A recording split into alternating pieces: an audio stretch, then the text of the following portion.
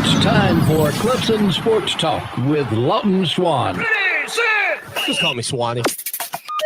Tiger style. Tiger style.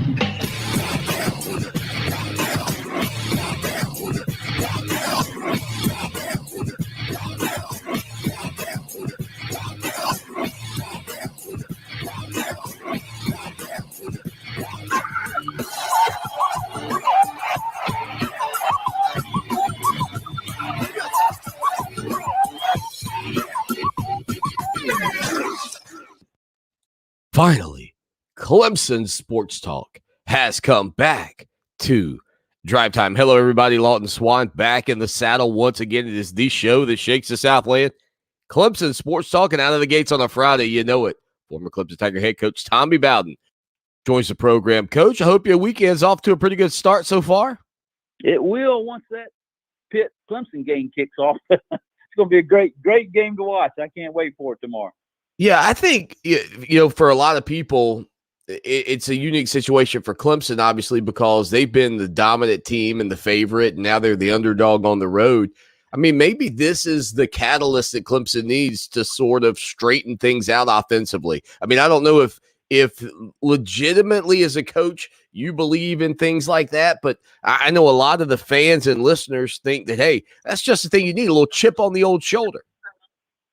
Well, a couple things. Yeah, I think you're right. And sometimes you don't know, but right now we know Clemson offensively, the way they struggle, there's a consistent problem. We don't know what it is. So you're looking for answers. And then now Dabo knows how to coach as an underdog when he went there early in his career.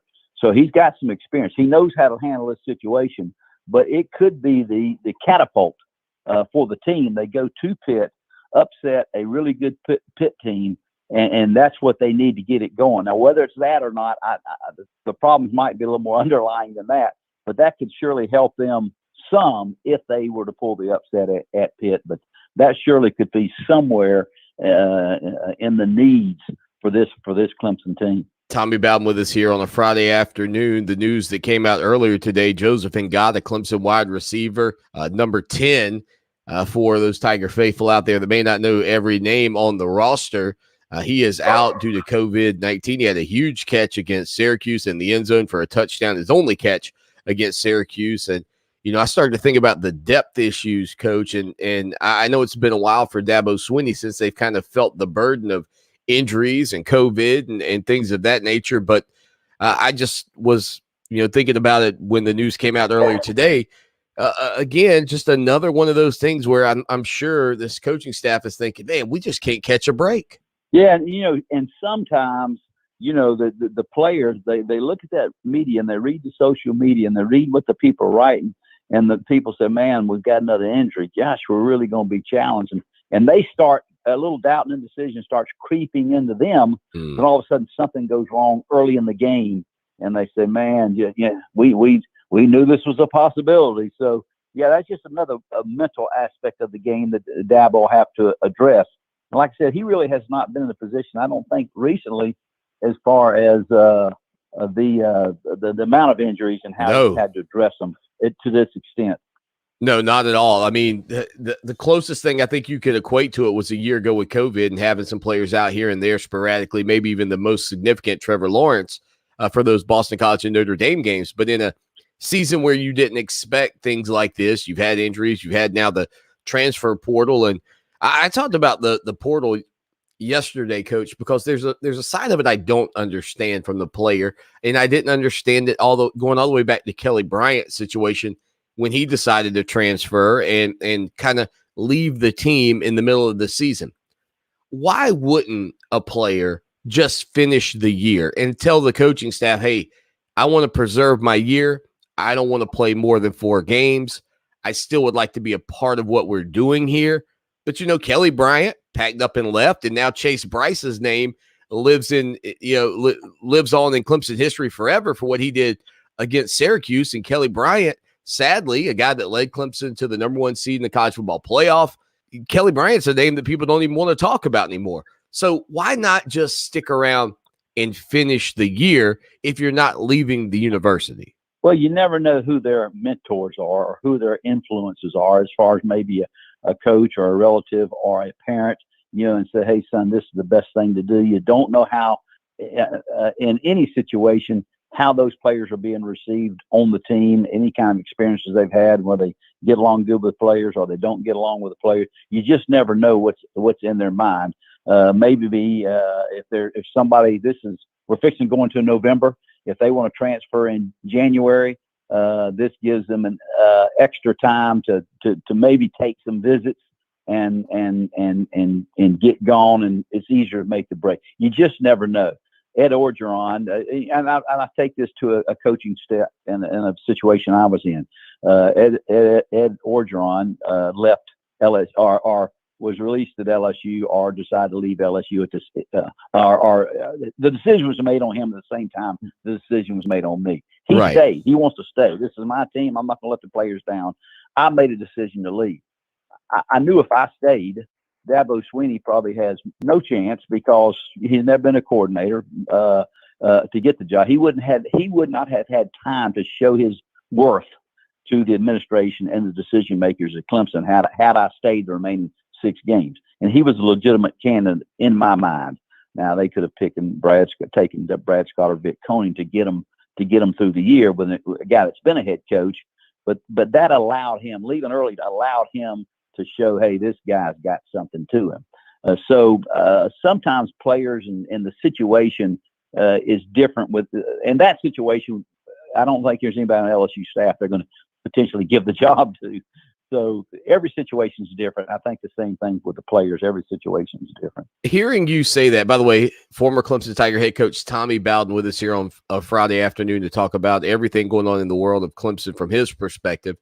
When you go back to that moment and Dabo Swinney, and I'm sure we've talked about this in the past, but for listeners that have not heard it, what qualities and things were you seeing in this young guy that made you feel like, again, kind of like what you said with Ed Orgeron, wants to stick around and finish up the year with his team and so on and so forth, but to feel like he was the one to entrust that team to? I mean, that means that to me, kind of I'm using some air quotes here, as a CEO of a business, that's kind of where you were in that moment.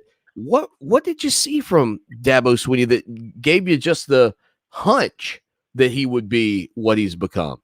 Lowell, I think the fact that the environment I was raised in, being raised in an environment with one of the best coaches in the history of college football, seeing the intangibles that he had. I'm talking about my father's personality, sense of humor, ability to say things, ability to recruit, the way he handled staff or around staff, trying to build staff morale. I saw, along with the other aspects, the fact that he was a good Christian guy. His wife, Kathleen, looked like she would be a great head coach's wife. I think my wife was, my mother was.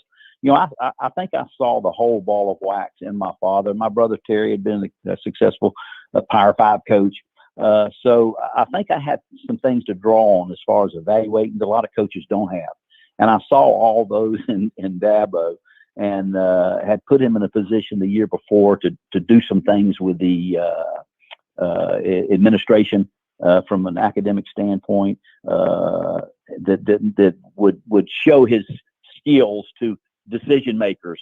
And so I thought that he had all of those. So when I left, or Terry Don came in and talked to him, I said, this guy's guy. I remember telling Terry Don, as I explained this, and I think he's got all the ingredients to be a successful head coach. Now, whether he took what I was saying, worth a grain of salt, I don't know. But I in getting that environment for so long, I just thought he had all of those things. And obviously, Terry Don saw the right thing, and some of the administrators saw the same thing also. Pretty incredible, the run that Clemson has been on. And again, they will be challenged against Pitt this Saturday, coming up tomorrow, 3:30 on ABC. And if Pitt were to win this game, it would pretty much, in my opinion, assure that Clemson is not going to have a chance to win a 7th consecutive Atlantic Coast Conference championship, let alone play for it, because of the advantage that NC State would have on them in the win-loss category, and also the advantages that Wake Forest could potentially have, as those two teams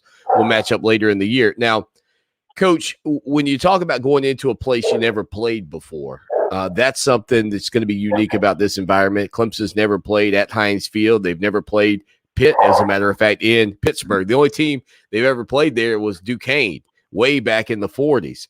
When it comes down to, a new environment for a team, what's that adjustment level like for these guys? Last week, they were going up to Syracuse. The third time some of these players had been there because of, redshirting and the COVID-19 extra year.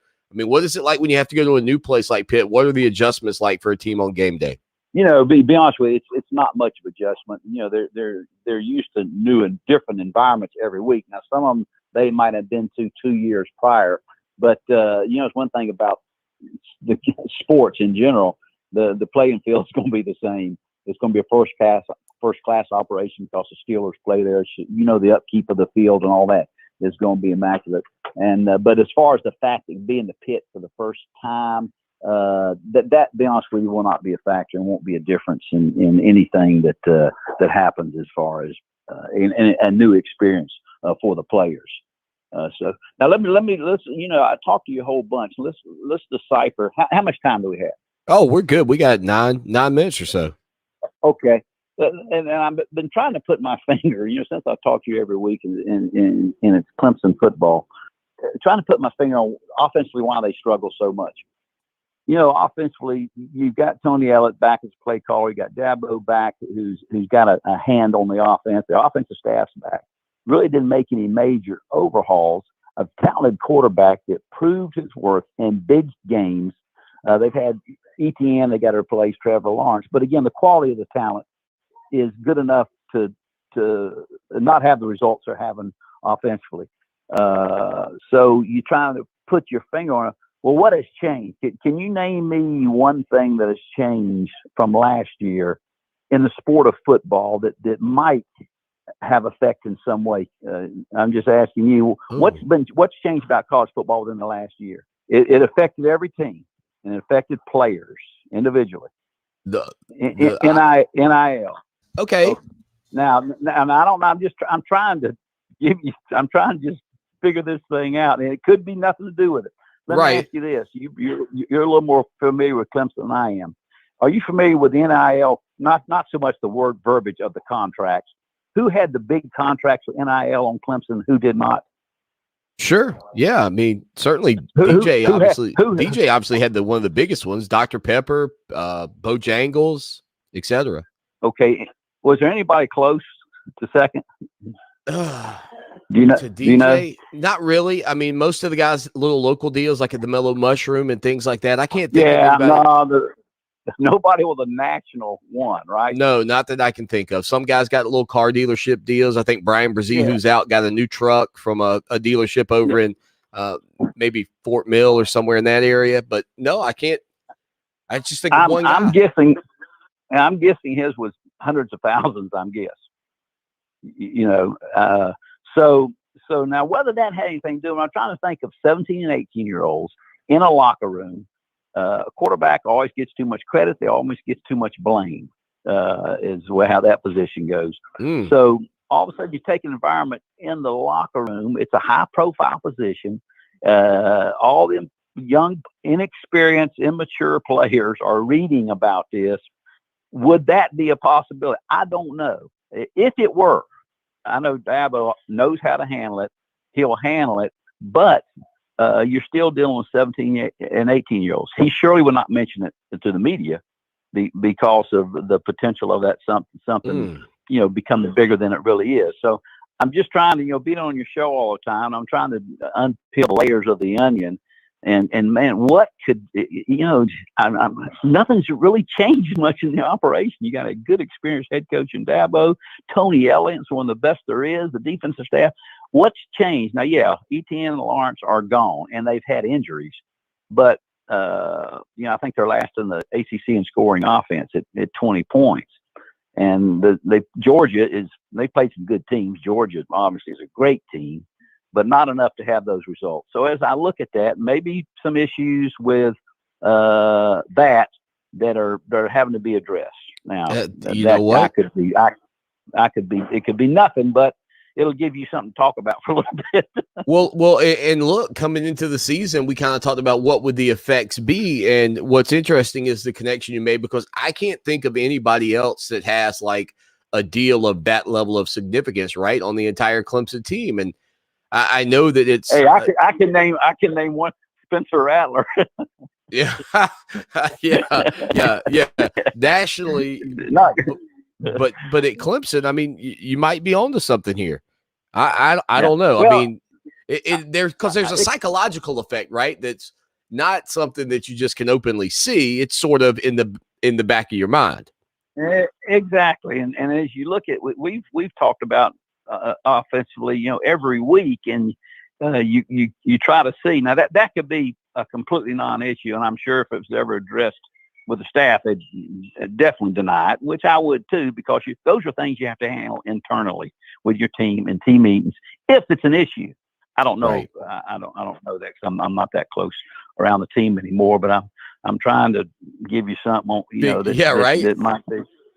I think Clemson Tiger fans appreciate the thought process, because they're trying to peel back that layer too. It's incredible, because it's every week it seems to be sort of the same thing. Drops. Yeah. And it's not him every week. Maybe he hasn't played up to his standard. He's playing pretty good with his experience, for his lack of experience, that he, and as a young guy, a very talented guy, he's doing daggone, he's doing pretty good. So it's not so much all him. It is as a compilation of, it's a bunch of different issues, but it's every week. So, you got good coaches. They're the same coaches. Tony Elliott's good. Dabo knows how to handle stuff. So just trying to dig into this thing further.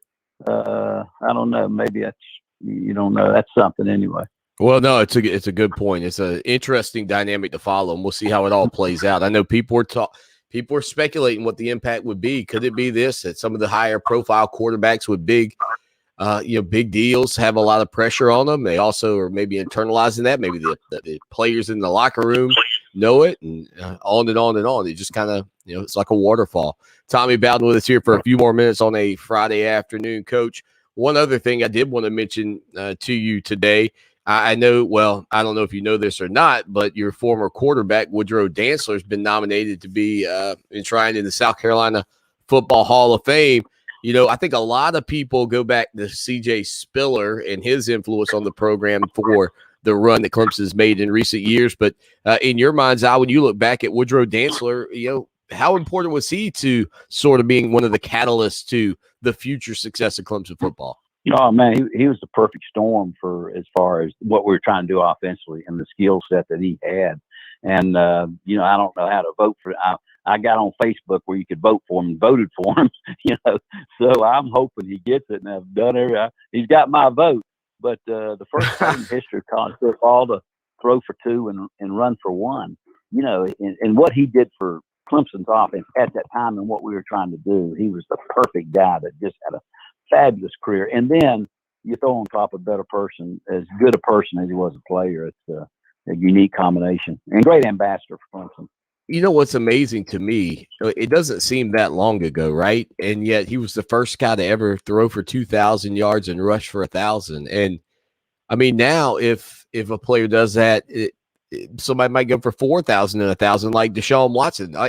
The game has just evolved so much offensively. That's been wild. And, certainly your program and Rich Rodriguez alongside you had a huge influence on that change. Well, it's pushed offenses in that direction. That was something that has never been done. And now, like you just said, instead of throwing for two and running for one, then the milestone throwing for three and running for one, then the milestone throwing for four and rushing for one. So like you said, he kind of pushed it in that direction, and really was the motivation, probably an inspiration for a lot of offensive design from going forward because of the skill set he had. So he was really an innovator before his time. And you look where offenses have changed, or the quarterback position has changed in involvement in the offense. He was surely the beginner of that trend. Coach, I hope you have a great weekend. Look forward to talking to you next Friday. And I guess you'll be making your way up to Clemson for that Florida State game. Yeah, I'm not sure what time. I think we'll try to settle that down this weekend. But you and I can talk before that. We can get a time we can get something done. That sounds great, Coach. We'll hit a quick break and come back with more of the show that shakes the Southland. Again, always great to catch up with Tommy Bowden here on Clemson Sports Talk. And you can hear him every Friday afternoon at 4 o'clock. 803-450-0086, 803-450-0086. So we mentioned the news earlier, just kind of talking with Coach Bowden. Joey Ngata out with COVID-19. And this is a team right now that just can't catch a break.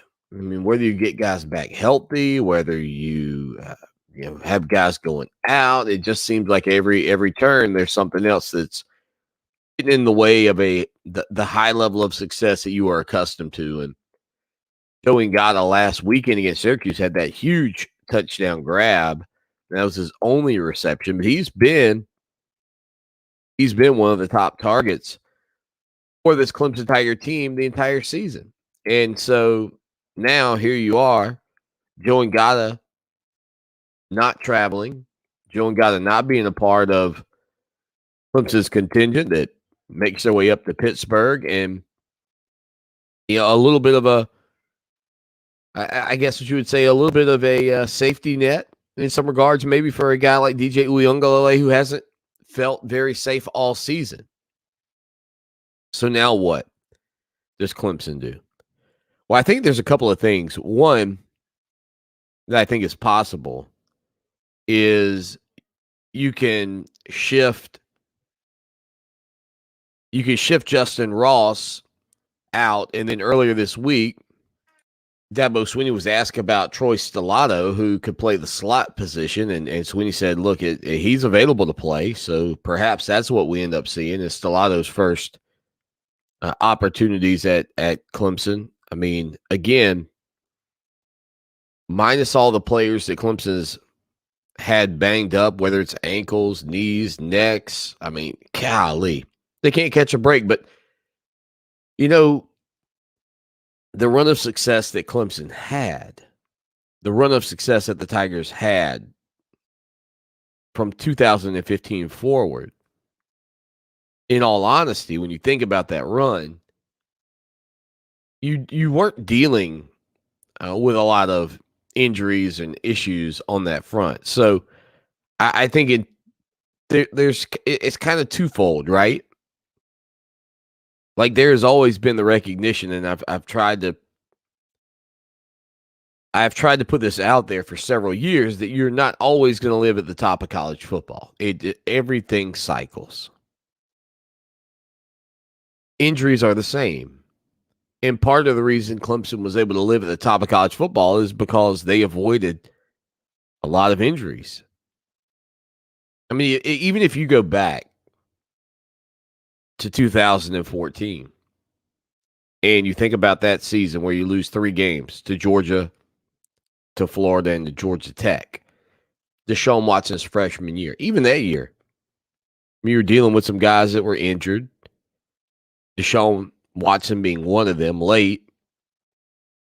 And yet, from that point forward, I can't really think of a major injury that you had outside of Mike Williams going down where you would have kind of thought of it like, oh, man, that's a huge blow to the Tigers losing player X, Y, or Z.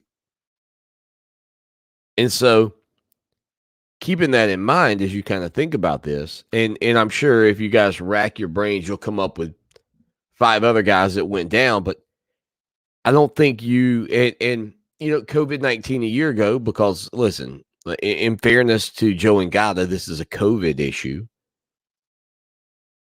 But last year in Clemson's loss at Notre Dame, I mean, you lost without Big Trev, the Giant Killer, the best player in college football, the number 1 overall draft pick.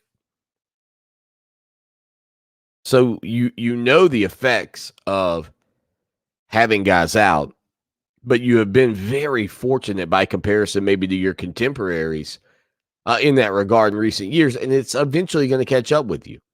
You're eventually going to have a season like this one where players are out, where players are hurt, where players that you are counting on end up in the COVID-19 protocol. Now, we had obviously last weekend Hunter Rayburn just before the game kind of go into it. So you wonder if there's a connection, obviously.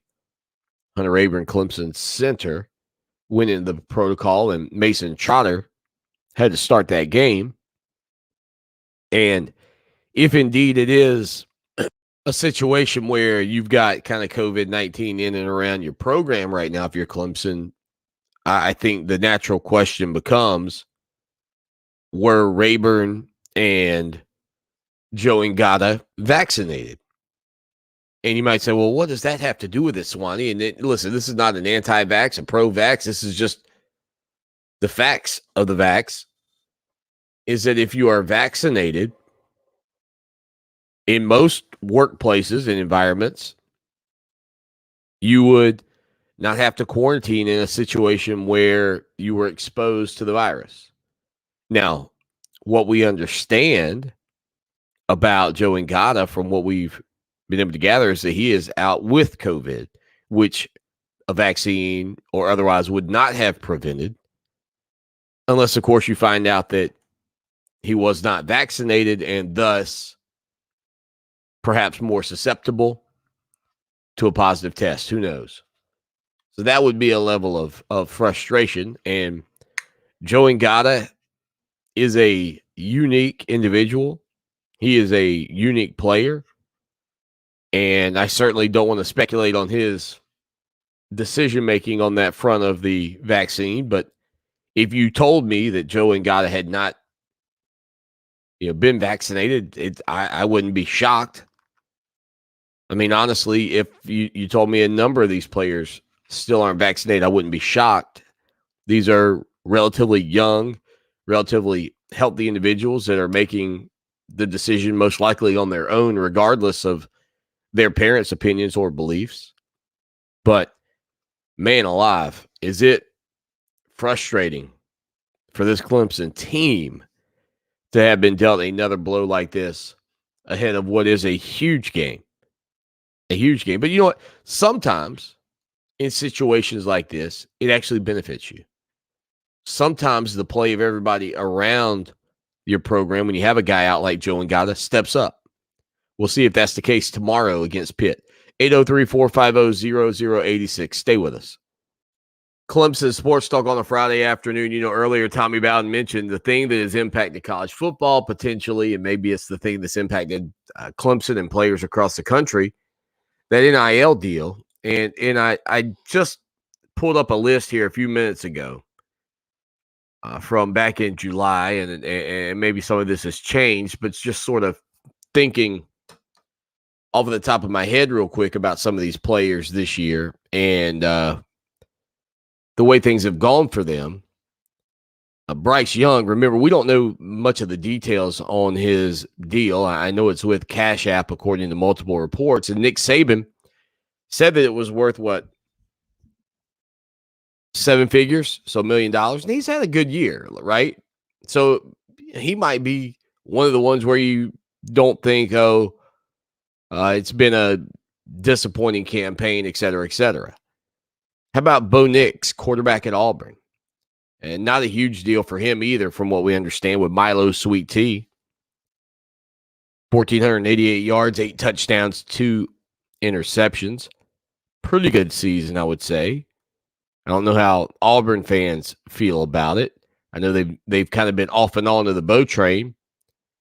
How about Miles Brennan, quarterback at LSU? His situation, he slipped and fall while he's going fishing, and now Max Johnson's a starting quarterback there. Derek Stingley Jr., another notable name at LSU with a deal. He's out after a medical procedure on his foot. Derek King, injured. He had one of the bigger deals. Sam Howell at North Carolina, struggle bus. DJ Uiagalelei, struggle bus. Maybe it's not as much even the animosity or the jealousy or those things that have compounded for these players, but maybe it's the pressure to perform. I mean, maybe it's the pressure to perform for those guys that has sort of affected them, if you will, in the success or lack thereof for their teams. I mean, again, Bryce Young, who we knew very little about coming into the season, has played pretty well, but even against Texas A&M, you could see he was susceptible and vulnerable to some coverage changes on the back end. Didn't do a great job of moving through his progressions and his reads. But you just have to wonder if indeed this is just a part of it and a part of the new maturation process that the top players in college football have to go through. Because I don't think we're ever going to see a day and age where some defensive lineman that you never heard of, who's fourth string on the bench, is signing a huge deal. But I think this could be a larger issue as well in a different sport, basketball. Basketball is where I think this could really, really have an impact. Because in basketball, it's five guys.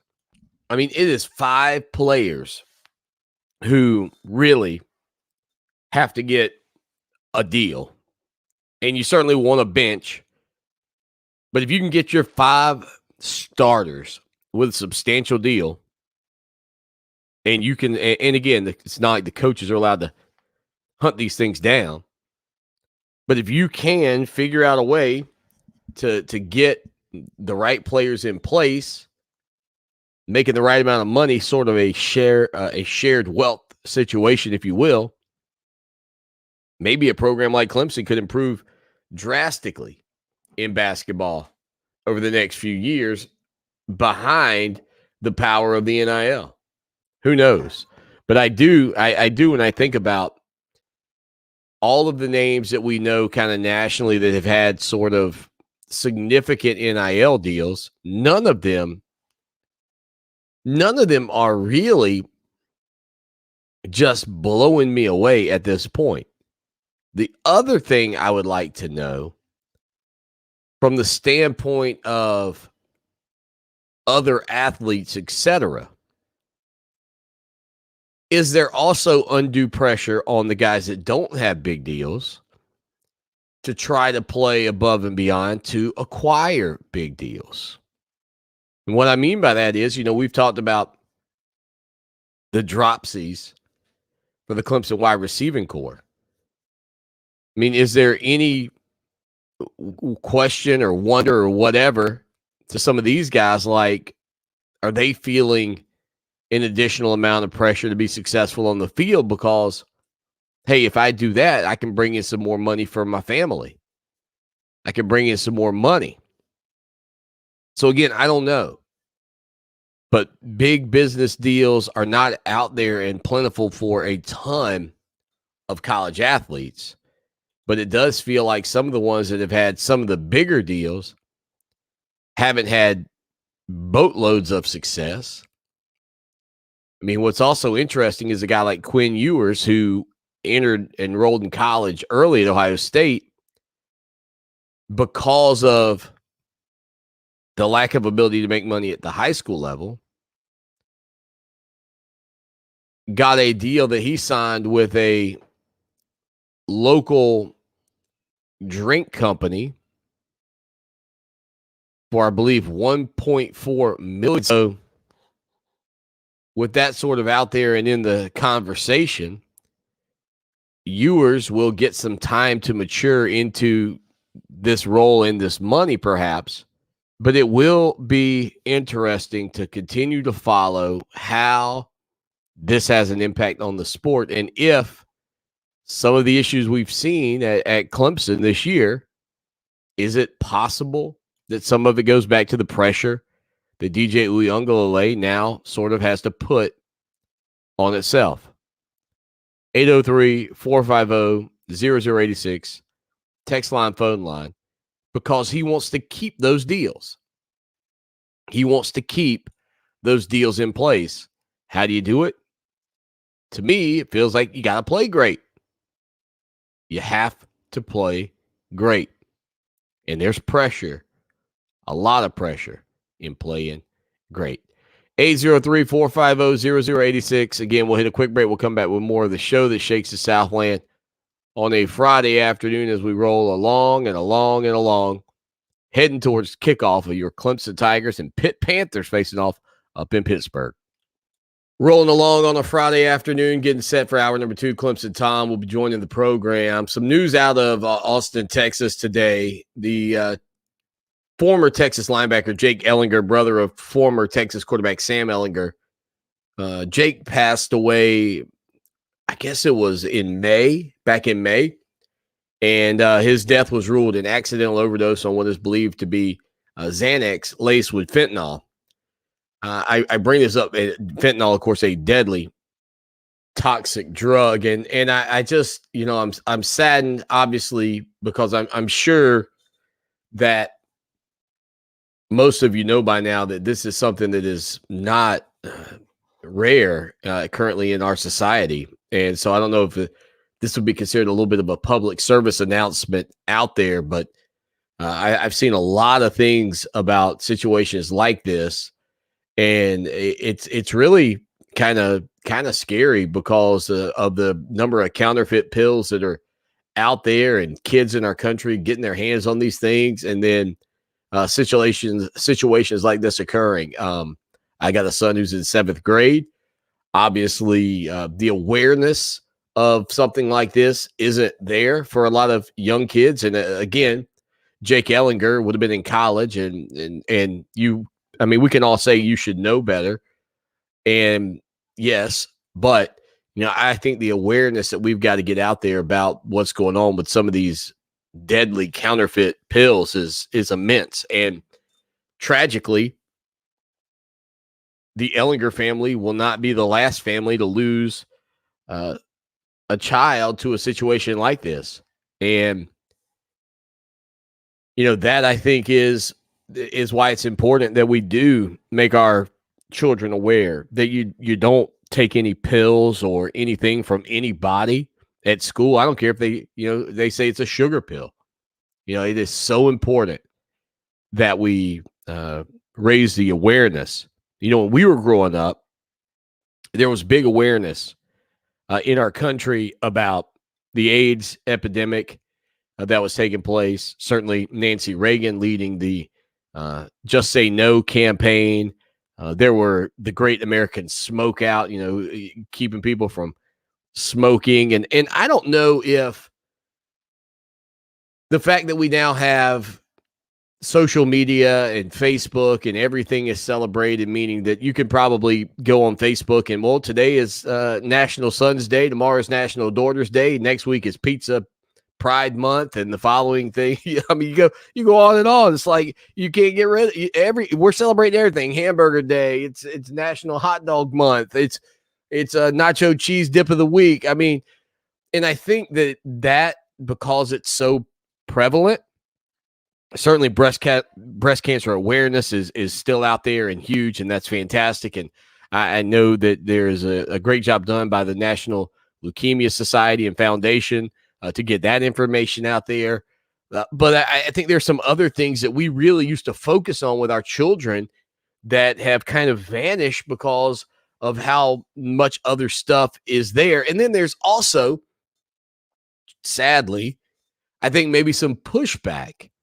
I think there's maybe some pushback against this type of thing because you are introducing the concept of drugs being a part of the culture and society, and that it happens. And I think the awareness that we had in the 80s when I was a kid growing up about these things needs to be there. And I think that the commonplace thought process of the use and recreational use, etc., isn't as stigmatized as it once was. And it needs to be, in my opinion, because we have situations like this, with perfectly healthy, young, aspiring individuals who, for whatever reason, make a mistake like this, decide to try to get their hands on some type of pill that's whether it's supposed to help them with weight loss, whether it's supposed to help them with focus, whether it's supposed to,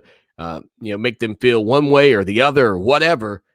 And yet we're seeing this fentanyl involved in being a part of sort of lacing these drugs and these pills and then killing these young individuals and even older. I mean, look, it's tragic when it happens to older people.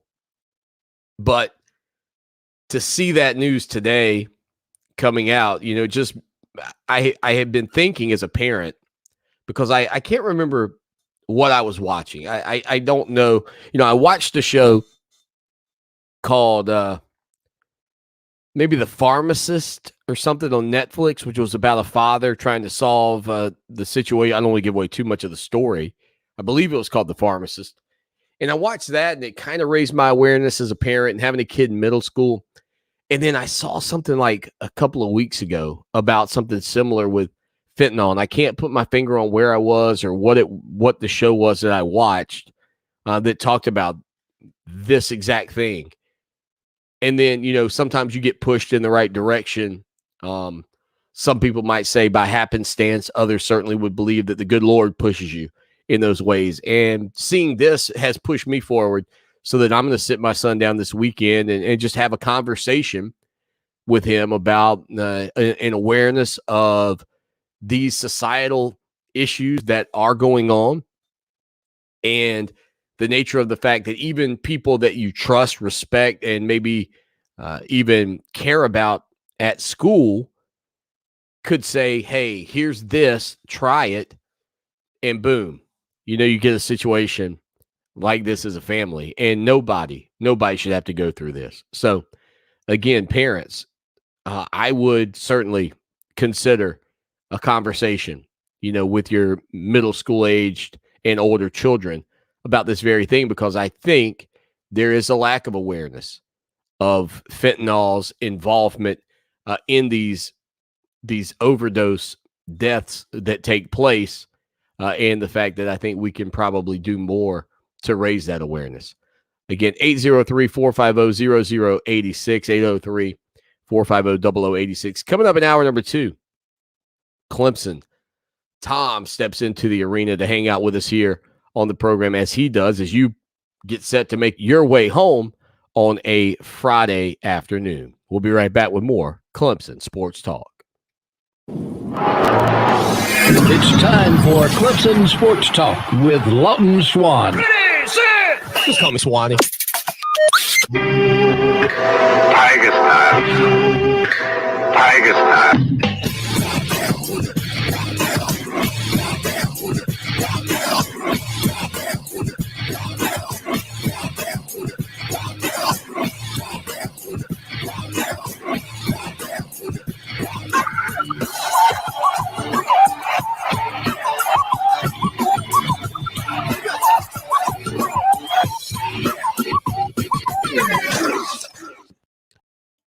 It is hour number 2. That's drive time right here on the show that shakes the Southland. And Tom, almost the weekend for some. I guess technically at 5 o'clock, it is the weekend. But for others, they got to push through a little further, like me. Got to go to 6.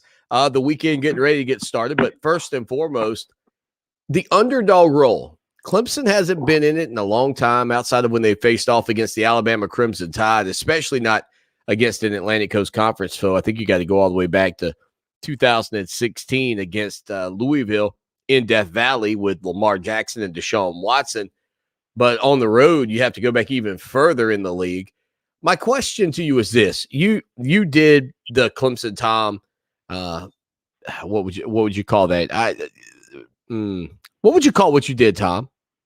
The YouTube videos? What was that? Was that? I don't even know. What would you call that? I like, if I say a shtick, I think that's doing it a disservice. It is. I mean, it's been called a shtick before because it was a personality. Because one of my really close friends said the best way to describe it, because we were talking about it years and years ago, because people were saying it was kind of a shtick, and I'm like, it's not really a shtick. It was kind of like a WWE character. Like, Stone Cold and The Undertaker aren't really those guys when the music breaks, but they kind of are. So it was almost like your inner fandom would be what it is. Because you know me, in real life, and a lot of people listen. I've met. I'm just a regular old dude. But sometimes. But you're kind of that guy, right? Like it's a part of you. Everyone kind of is that crazy fan, but I wasn't crazy.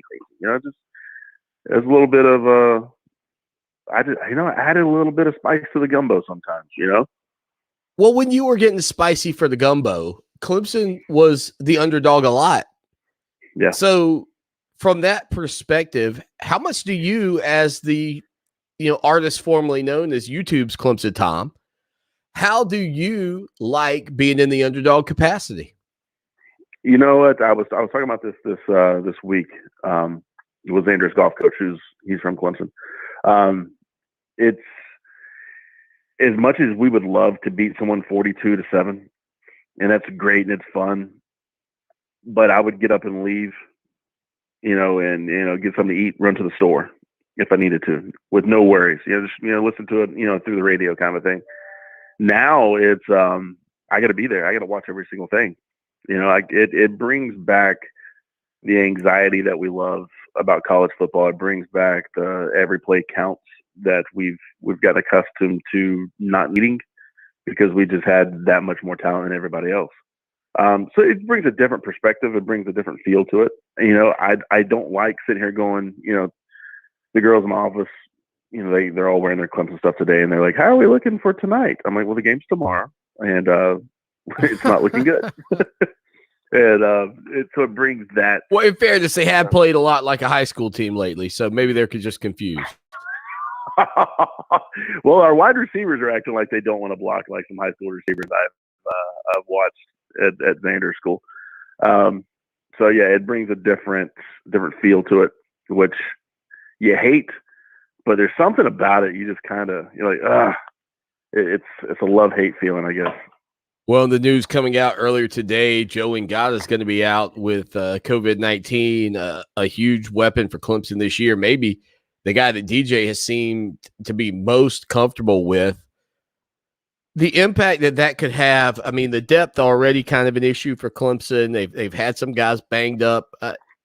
Tom, it almost feels like, and I said this earlier, Clemson was bound to have a season where injuries and COVID and who knows what else catches up with them, right?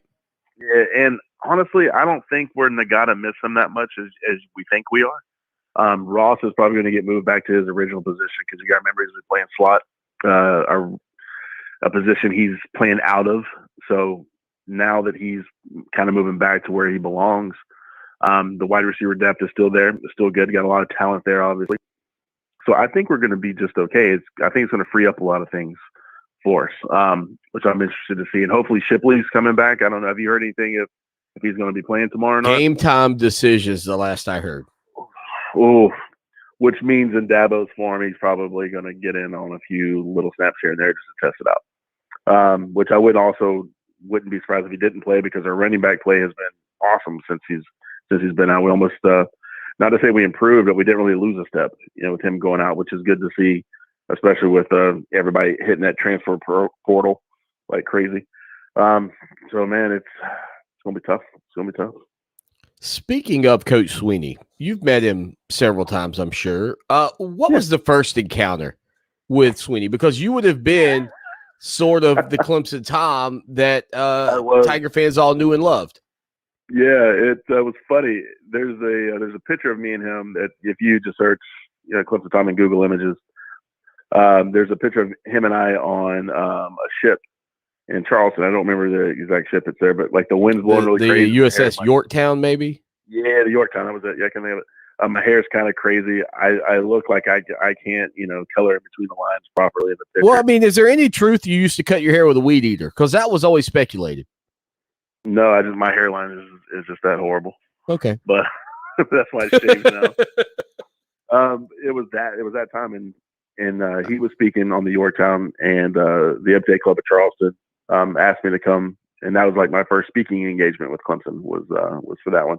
So I was a little nervous, and that was our first time meeting him. But he kept giving me like the double look, and so I just kind of went and introduced myself, and he was like, "Yeah, we watch your."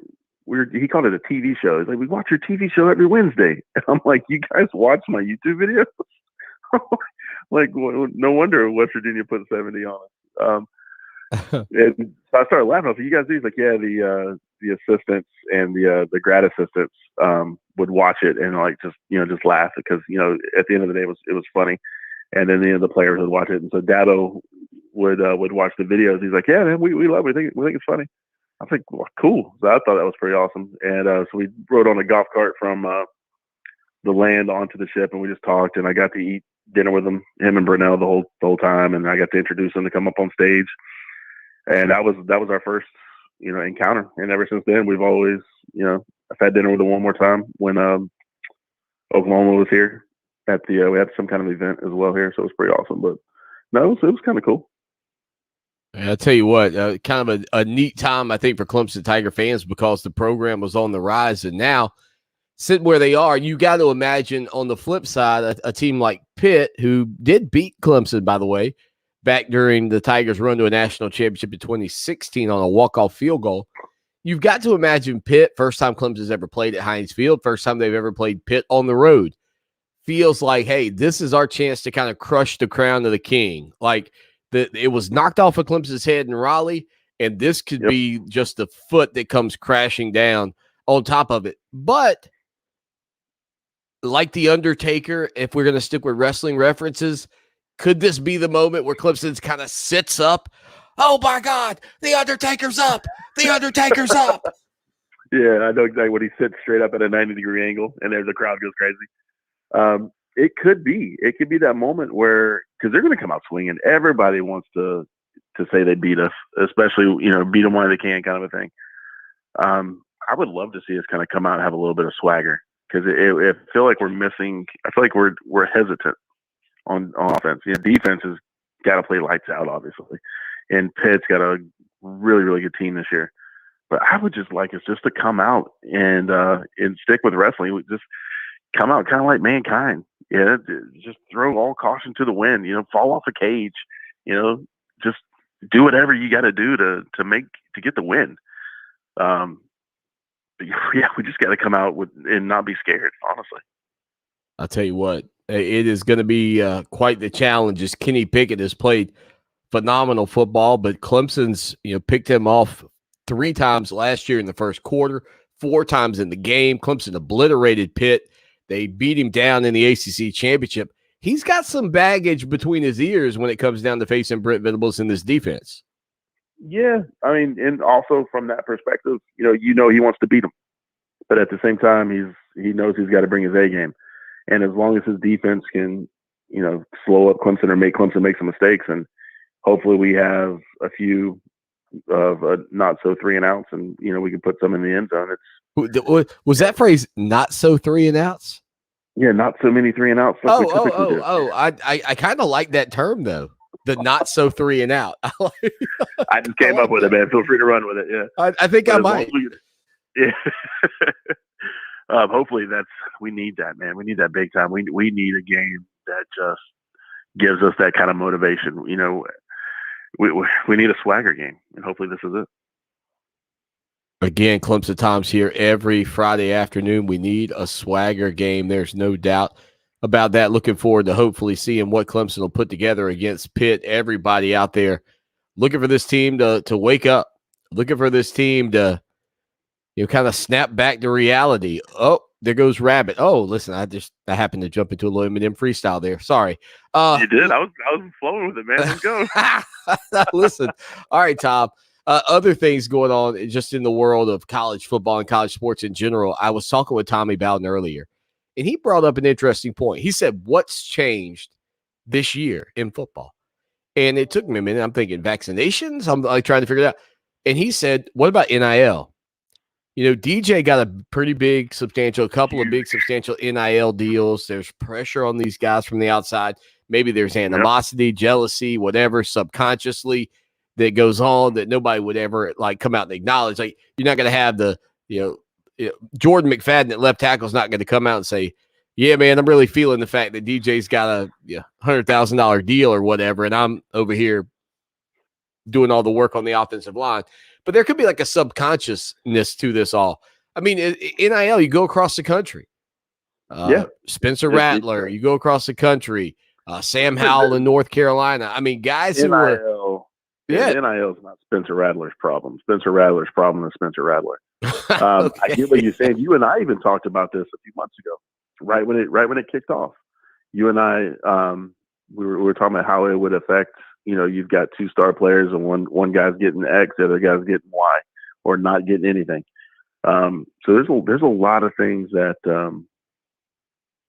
could play a factor in that. And at the same time, you're also dealing with 18, 19-year-old kids. It's my freshman year of college, if my roommate, got an NIL deal and I didn't, and I'd be a little jealous. I think we all would. So it's going to play a factor just because it's a mental thing at that. And they might say, I don't really care. But at the end of the day, the NIL deals are worth. I mean, you got the guy at Alabama's got, I think, $1 million deal. You got the quarterback at Auburn that just did a $1 million deal with Milo's Sweet Tea. And I don't know what DJ's was, but I'm sure Bojangles, isn't hurting when it comes to the advertisements for him. So it could. Hopefully it's not. But I definitely think we opened up a whole new can of worms with the NIL deals. We'll see where that all or how that all plays out, and if there's any change over the future. And that might be the other thing too. Like, as guys get more and more accustomed to NIL being a part of the college adjustment period or whatever, maybe it becomes something that's not as questioned or as thought about. But it is a first for a lot of these guys, and there's gotta be some pressure that they didn't feel previously. Again, Clemson Tom's here every Friday afternoon to talk a little bit about your Clemson Tigers and the rest of college football. So, Tom, I'll ask you this too. If Clemson had the second highest scoring offense in the country instead of having the second best scoring defense, the thought process about who this team is would be a lot different, right? You could be 4-2, and if you're scoring 45 points a game, people are going, man, if their defense just gets right, this is a heck of a football team. When your offense is terrible, I mean, people just look at you and go, man, you're awful. You guys stink. Yeah. No, that's a gift and a curse, though. That's what you signed up for. But it's frustrating, man. We all know it is, and thankfully, it's not on both sides of the ball, because we could very easily have a Florida State type of problem to where we can't score any points, but yet we can't stop anybody from scoring either. So we definitely need to thank our blessings that our defensive coordinator is the best in the country. We've got some talent on the defense. A little banged up here and there, but we're still shutting them down. So it could be a lot worse. And everyone's going to have these little down years. I mean, you've got some teams that are just having down centuries. I'm not going to point any names. But, I mean, thankfully we are who we are, and it's not as bad as, hindsight 2020, it's not as bad as probably how we feel. Well, that's a valid point too. Clemson Tom again on a Friday afternoon as you make your way home. And Tom, I will ask you just a couple of more questions here, not necessarily about Clemson, but more so about what's going on just around the world of college football this year. Cincinnati's up to number 2 in the country. We kind of touched on them a week ago. Things keep kind of falling their way. I know last week I think you weren't buying in that Cincinnati could make the playoffs, but where they sit now, it's hard to imagine that they fall off if they lose a game. Yeah. I mean, obviously the committees, we don't know where they'll be in the committee's rankings. I should stipulate that first. There's so many things that could play out, because if Alabama beats Georgia in Atlanta, then there's no way Cincy's going to make it, because you're going to have all these cats are going to put them right in there. So I mean, that's just going to be it is what it is. There's no way they're going to leave them out. If Alabama does beat Georgia, now if Florida beats Georgia and then Alabama beats Georgia, then that's going to be a possibility for them to get up in there. But if everything kind of plays out, it's going to be you got November still, man. That's rivalry week and everything else, so it's going to be a little bit tougher. But I would love to see them in there, just because it's the underdog story. and the whole playoff thing was to help the underdogs. So let's see if it's true. I don't think it is, because at the end of the day, it's always about money when it comes to these playoffs and everything else. But, I mean, let's see. I mean, if they make it, I'm cheering on the Bearcats. Really? Yeah, who else am I going to cheer for? We ain't going to be there. Well, if they make it, man, I'm cheering for them to win it all, of course. The old upset special, huh? The old upset. Exactly, It's kind of like the man. NCAA tournament all of a sudden. You got to root for the underdog. You have to root for the underdog, especially if it's Cincinnati going up against Georgia. I'm not rooting for Georgia. The only time I root for Georgia is when they play the Gamecocks. Even then, I feel weird. Cincinnati almost beat Georgia a year ago, so it'd be a rematch. Remember, they played in the bowl game. I recall, and it was a glorious day because I thought Cincy was going to beat the mighty SEC. And if they would have beat them, it's because Georgia didn't want to be in the game. Don't forget that. Right. Same this year if it's the national championship. Let's just go ahead and put that on record. Oh, they have no excuses. Oh, Georgia didn't want to be there. Oh, there was the playoffs. I hate those excuses.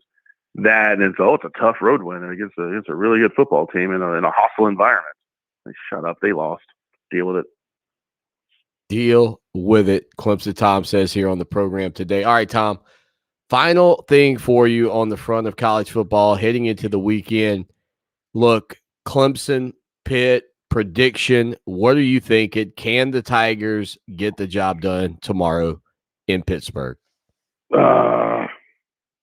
This irks me. It ails me, but I didn't think we could get it done against Boston College. I really didn't, and we did. And I don't feel that we can get it done against Pittsburgh, but we could. My heart says we win. My gut says we lose. And if we play like crap, we deserve to lose. We've got to come out swinging. We've got to come out, keep it wrestling, WrestleMania, Undertaker, Stone Cold, The Rock. We've got to have every bit of swagger out there. We've got to have just a no-nonsense type of mentality, no excuses, leave it on the field. It's got to be a heavyweight fight. We're talking Tyson Fury type madness going on out there. No joking, no nothing. Just put up or shut up. It's going to be a close one. Take the under if you're a betting man. But I can't root against my Tigers. I can't, but like I said, my heart says we win, my gut says we win. But I got to see something out of them, Swanee. I got to see something. Be the man. You've got to beat the man. We'll see if Pitt can take down the Tigers tomorrow. Tom, always good to chat with you, brother. All right, big dog. You have a great one. Again, follow him on Twitter at Clemson Tom. And again, your Clemson Tigers will take on the Pitt Panthers tomorrow, 3:30 on ABC. We'll hit a quick break. Stay with us for more of the show that shakes the Southland. It is always great to catch up with Clemson Tom. And again, thank you to Tommy Bowden for joining us in hour number 1. 803-450-0086. The show that shakes the Southland, Clemson Sports Talk, with you on a Friday afternoon. Our website, ClemsonSportsTalk.com. Put the .com on it. Doggone it. That's ClemsonSportsTalk.com. As for college football this weekend, we touched on this earlier in the week, but we don't dive into it too much throughout the week. But we like to hit you with a little of this, a little bit of that. You can get with this and you can get with that about the schedule here coming up on Saturday. Several of the top 10 teams will be kicking off at noon, including the number 2 ranked Cincinnati Bearcats. As we mentioned with Clemson Tom earlier, they are at Navy, 12 p.m. on ESPN2. Gamecock Nation. I know you don't like that.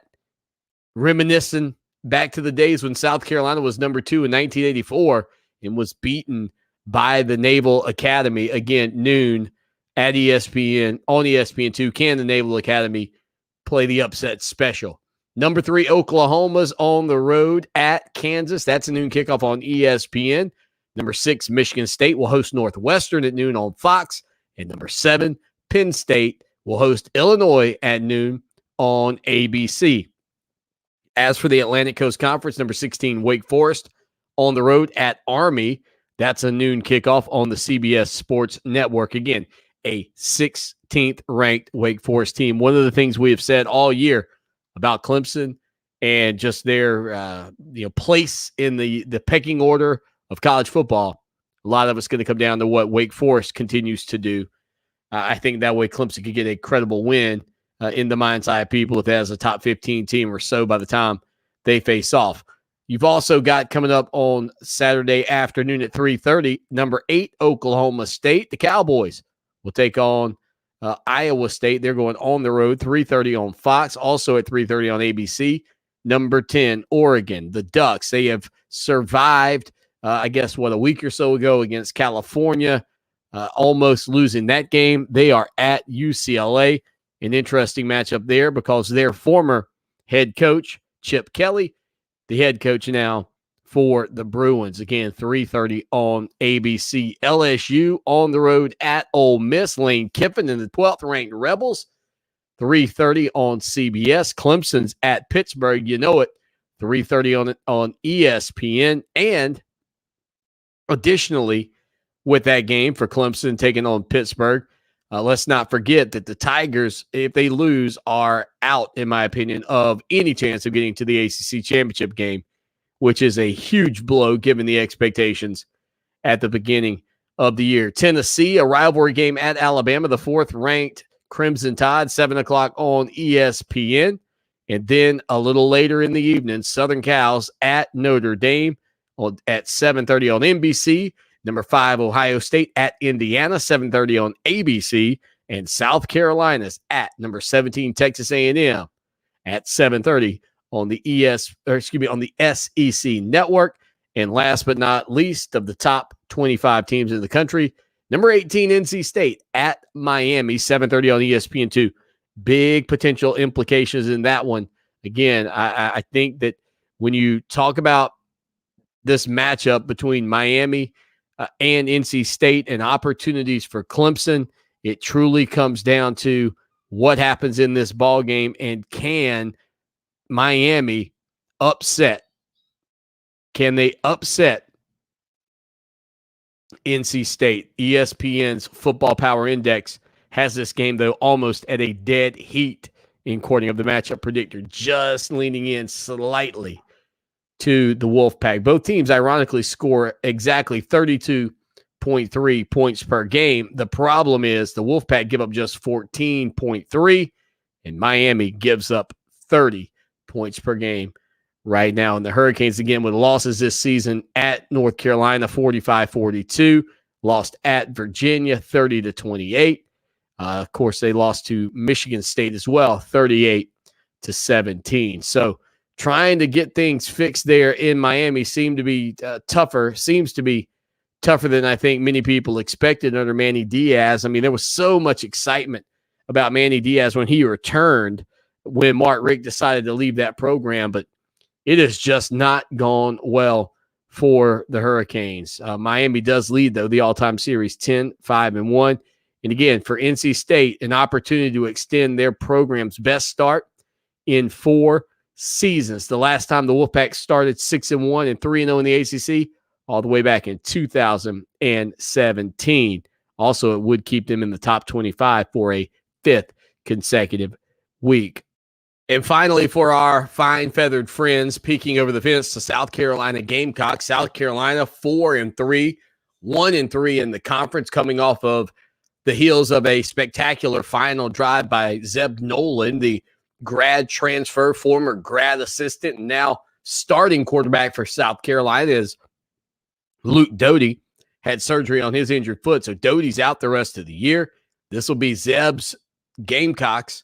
They are given a 10.6% chance to win the matchup against Texas A&M. The Aggies 5-2, 2-2 in the league, again coming off of knocking off the Alabama Crimson Tide a couple of weeks ago.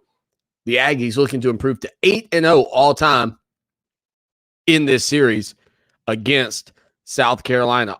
Keep your eye on Isaiah Spiller, Texas A&M's running back, and Devin Arcane versus South Carolina's run defense. Arcane and Spiller combined for 292 yards rushing and 3 touchdowns last week against Missouri, and did a decent job, not a great job, but a decent job against the Alabama Crimson Tide in that 41-38 victory over the then number 1 ranked Nick Saban coached Alabama Yellow Hammer, Rammer Jammer, Crimson Tide. 803-450-0086, 803-450-0086. However, for Gamecocks, listen, if you get a dub, if you get a win, move to 5-3. I'm back talking about potential bowl eligibility options, and you match the number of conference wins you had a season ago. So big things cooking, I still believe, for Shane Beamer.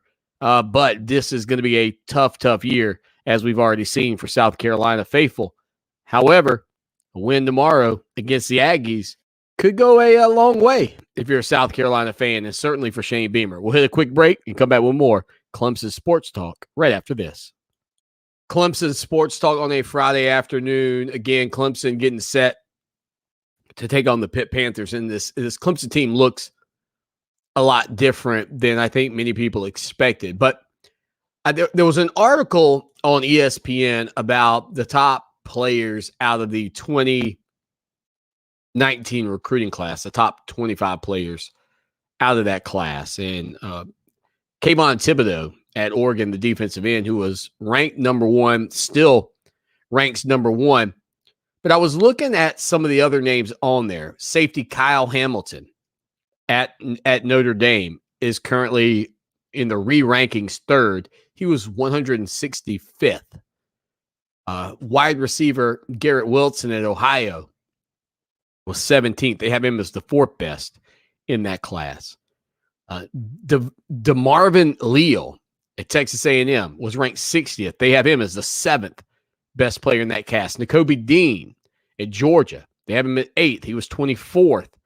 But you go through the list, and the only Clemson Tiger in there is Andrew Booth, who they have at 11, but was ranked as the 34th best player coming out of high school. So I said to myself, well, look, if there's not a Clemson guy in there outside of Andrew Booth, who was the number one rated prospect in that class in Clemson's rankings that season, not the overall rankings, but if you take Clemson's rankings, he was the best player. I say to myself, well, who else is there? I mean, I can remember Clemson recruiting a lot of those guys, including Kier Elam, the cornerback who's at Florida, who is currently 22nd in the re-rankings. So who was in that class for Clemson, and why are we seeing a bit of an issue maybe at this point? And again, these aren't necessarily guys that have to be making an influence by now, but you would expect that some of the top guys are. Again, Andrew Booth, no doubter, at the top, maybe going to be one of the top cornerbacks taken this coming season or next year whenever he decides to leave Clemson. I mean, a legitimate corner, in my opinion. Frank Ladson, wide receiver, was the second-rated player in that class. It's just not materialized. He's been injured, been banged up, hadn't produced to the level that I think anybody, when a kid came into Clemson's program, would have expected at this point. Just given the expectations, one would have believed that Frank Ladson Jr. would have produced more by now. Tyler Davis, interior lineman, third-rated guy in that class, a monster in the middle for Clemson, out injured right now, spent a ton of time injured a year ago. Sheridan Jones at corner, the fourth highest-rated guy in that class, and a lot of people don't love Sheridan Jones as a corner. I like him. I think he's got a lot of upside, but again, a little bit undersized. I don't know that he's the fastest kid out there, but I think he does have very good read and react skills, etc. Will Putnam has not looked great for Clemson this year at guard. Brighton Constantine, the inside linebacker out of Baton Rouge University Laboratory School there, is no longer playing football because of the injuries that he dealt with. Ches Malusi is out of there, not even at Clemson. He's playing at Wisconsin. Joe Ngata, productive wide receiver. He's out for this game with COVID-19. Tyson Pumachan on the bench as the backup quarterback behind DJ Uyunglele. Joseph Charleston hit the transfer portal. Not a part of this team right now. Kane Patterson yet to materialize at linebacker. Levante Bentley yet to materialize at linebacker. They have both certainly played, but neither of them are just these stellar breakout players. Now, every name that we have said so far are ESPN top 300 guys. Everybody else on that list was not that. Taquan Johnson, they had to move him over from the defensive side of the ball to the offensive side of the ball. Jalen Lay at tight end. And by the way, Taquan Johnson injured, tore his, what was his bicep or whatever off of his arm. So he's not going to be playing, I don't think, anytime soon. Jalen Lay, he's been a little bit oversized at tight end. I think there was possibly some talk at some point of trying to move him from that spot, maybe to somewhere on the offensive line, but it looks like he's going to give her a go and stick with it at tight end, and we'll see what happens with his future. Jalen Phillips, not really a contributor. Hunter Rayburn finally getting some opportunities, but he's out again in the COVID-19 protocol. Brandon Spector's been a little bit banged up. Itanosha Rubin finally sort of starting to show up for Clemson. Logan Cash, no longer with the team. Landon Zanders, been injured. Rook, row your boat gently down the stream. Not getting a ton of opportunities. Mikey Dukes hit the transfer portal. Keith McGuire hadn't really shown up. I mean, I guess what I'm getting at is, and we can go through Davis Allen finally starting to show up a little bit. Ray Thornton here and there, sporadic. Mason Trotter got his first start last week. Aiden Swanson, the kicker, nothing yet. I mean, this is a class, 2 classes ago, and they've pretty much done little to nothing outside of a couple of names. Now, last season's class, obviously much better, that 2022 group with Brzee and Miles Murphy and Capehart and on and on and on, DJ. But I think this group right now misses one guy that transferred out as well. Portal alert to Marcus Bowman, former 5-star running back out of Lakeland, Florida. I mean, that's a kid that I think this year, given the situation that Clemson's had and the turnover that they've had, would be a hugely beneficial or have a huge impact potentially on this team. I mean, and that's the thing. That was the class after Trevor Lawrence, Xavier Thomas, KJ Henry, Jackson Carman, Darion Kendrick, Justin Ross. I mean, that impactful. Sure, Kyler McMichael and Josh Belt both left out of that class. Lynn J. Dixon as well. Mike Jones Jr.'s moved on. But that 2019 class right now sticks out like a sore thumb, especially on the offensive side of the ball. I mean, Frank Ladson has not contributed to the degree that you would have expected. Career stats for Ladson, who's been banged up: 31 receptions in 3 seasons, 428 yards and 6 touchdowns.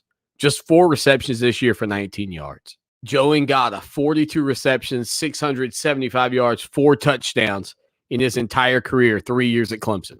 Davis Allen, 35 receptions, 394 yards, 4 touchdowns in his career. Tyson Pumachan, 18 of 39, 148 yards, 1 touchdown, and 3 interceptions in his career. And look, I don't need to give you anybody else's stats because they're not on the team offensively. I mean, that's the skill position players in the 2019 class. Kind of sad numbers, actually. We'll hit a break. Stay with us. What have you done for me lately? It's a fair question. Just don't lose sight of the bigger picture. Don't forget history. Lucky for us at Clemson, the answer to the questions, what have you done for me lately, and what have you done always, are the same.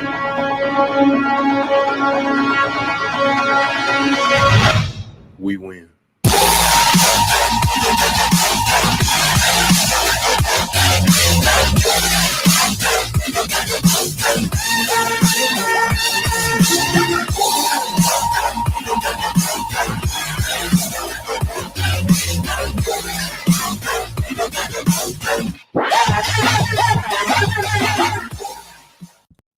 Final segment on a Friday afternoon, the show that shakes the Southland. Look, man, this is tough sledding. I know it. You know it. Finding a way to win this ball game, extremely difficult. I just mentioned that 2019 class and how little heading into the midpoint of their third year. And again, some of them will get a benefit of the COVID-19 year and a redshirt year and all that. So there might be some more time left, but the clock is really ticking on some of these guys to make plays and be contributors in this offense. And the transfer portal has done Clemson no favors. COVID-19 this week with Joe Ngata being out, no favors. But all you can do is roll out there who you got. And that's what Clemson will try to do tomorrow, 3:30 on ESPN. I may have said ABC earlier, 3:30 on ESPN. Pitt, 5-1, 2-0. Pat Narduzzi, just an outstanding coach. There is no doubt about that. Seems to be, based on my interactions with him, a super nice guy. I think a guy that it's, honestly, at this point, it's hard not to root for him. I mean, there are coaches in this league you openly root against. And Narduzzi could get on that list pretty quickly. What was the guy's name up at Syracuse? Was it Scott Strickland or something, that was yelling at Dabo Swinney that one year? And I mean, he goes from being this little firecracker that you're pulling for to this guy that you can't stand and hope Clemson obliterates. But at this point, Narduzzi always seems like a really, really good guy. He's got a really good program. You know, I don't think they're built the way Clemson's built. I don't even think they should win this ball game. I mean, man for man, pound for pound, Clemson's the better team, even minus Brazee, minus Tyler Davis, minus Joe Ngata. I mean, all the minuses that Clemson's had, they're still the better team heading into this ball game. But they have not been playing like the better team. And I told you last week, going into that Syracuse game, that I felt like Clemson had to kind of break through, kind of shatter a barrier of 28 points in order for me to feel better about this offense. And I had that game, 27-17 or whatever I predicted it would be. And Clemson couldn't even muster the 27. And the Tigers had to hold on for a missed field goal late to win that game 17-14. Now, I get it. You're gutsy, you're gritty, you're determined. You got a lot of determination. These guys, they don't quit. Like, we hear all the coach speak, and I see no production. And I'm with the Clemson Tiger faithful who are tired of hearing coach speak answers and production on the field that does not mirror talent level. I don't care if it's the offensive line, wide receivers, running backs, tight ends, quarterback, D-line, linebackers, secondary. I don't care where the problem is, who the problem is. Address the problem, say what the factors are, and fix it. And I do wonder if Tommy Bowden isn't onto something to a degree when it comes down to the NIL deal, as he mentioned earlier, and its impact on the locker room, whether psychologically or in the back of your mind, the impact that it has not only on DJ, but on other players. And this is going to be the future of the game, so players better get used to it. But Clemson would have to come out and play their best ball game of the season. Undoubtedly. This offense is going to have to score 30 to 35, maybe even 40 points to win this ball game. And if they do that, they will win. I think Clemson's defense is good enough for that to take place. I mean, they have shut down teams like a brick wall. Everybody, including Georgia. You're going to have that type of Herculean effort from Clemson's defense to win this game. Clemson's defense has to give you Charlotte September 4th vibes, dominating from the word go. And the only reason you lose is because of a pick six in that one. If this Clemson Tiger defense gives you that, you might win this game. But that would entail that you held Pittsburgh under 27, 28 points. Maybe you held them to 17 or 20 or somewhere in that range. Because that's it. If you don't do that, you're not winning. And I've said all week, when I was on the radio in Pennsylvania, when I was on the radio in Greenville this week, and anytime anybody's talked to me about Clemson, I was on the radio in Savannah. I don't think Clemson wins this game, folks. And you know this as a Clemson alum, but a guy that's a straight shooter, I hope I am wrong. But I can't find a way that based off of 6 ball games. I can't find anything that gives me gonna all of a sudden flip a switch and be running like a sewing machine. And then on top of that, you throw in the news this morning about Joe Ngata. I've got Pitt knocking off your Clemson Tigers tomorrow, 31-20. I think Dabo Swinney and Clemson are going to take points when they can get them. I don't think it'll be enough, and I think Pitt essentially eliminates Clemson from the Atlantic Coast Conference championship game tomorrow. We've got to get out of here. Until Monday, as always, y'all take care now, and go Tigers!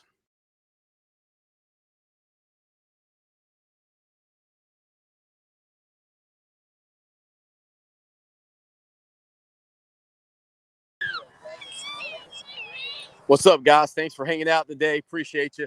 My son had soccer, so we had to run this show a little late, but we'll be back on Monday as always. Y'all take care. Go Tigers.